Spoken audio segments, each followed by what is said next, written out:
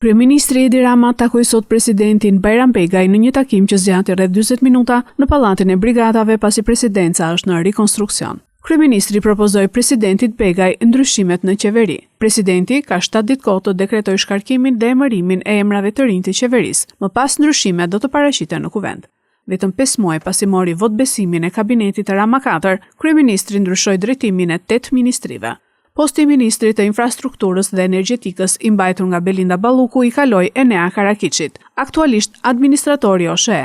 Nga ministër për marrëdhëniet me parlamentin, Toni Gogu do të drejtojë Ministrinë e Drejtësisë. Ferit Hoxha, diplomat karriere, ish ambasadori ynë në OKB dhe aktualisht kreu i misionit tonë në BE, do të jetë ministri i jashtëm, duke zëvendësuar Elisa Spiropalin. Besfort Lamallari, aktualisht ministër i Drejtësisë, do të marrë postin e ministrit të brendshëm duke u rikthyer në këtë ministri, ku ka shërbyer si zëvendës kryeministër në qeverinë Rama 3. Largohet nga drejtimi i mbrojtjes Piro Vangu, duke u zëvendësuar nga Ermal Nufi, i cili ka mbajtur postin e sekretarit të përgjithshëm në kabinetin e Belinda Ballukut si zëvendës kryeministre.